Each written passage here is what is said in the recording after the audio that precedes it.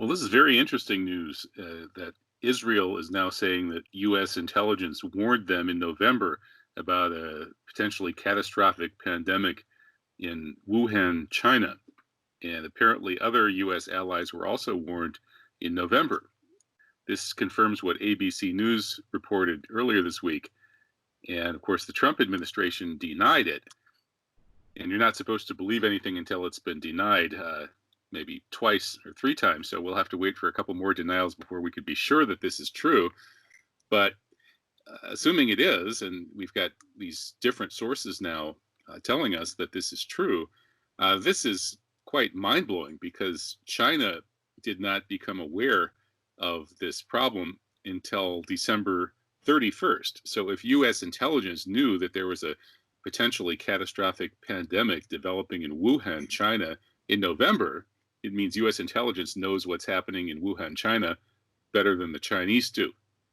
And the only reason that that would be the case would be if the U.S. had planted the virus there. Now, that sounds like an outrageous hypothesis, but it's really not.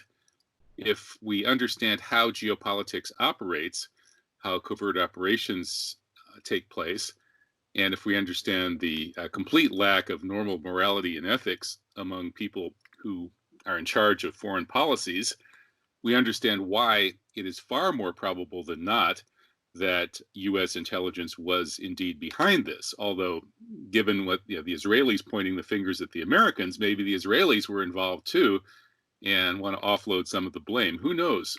Certainly the attack on Iran would implicate the Israelis. In any case, the U.S. desperately needs to stop the rise of China to number one world power status.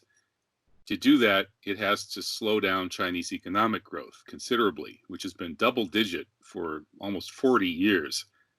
The only way to do that would be to torpedo the entire global economy and find a way to try to break the global supply chains so that the economy would become less globalized and people, countries, individual countries would be looking elsewhere rather than to China for their goods, to get infrastructure through such projects as Belt and Road and so on. If history continues on the trajectory that it was on before the coronavirus, the Chinese are going to rule the world within a decade or two.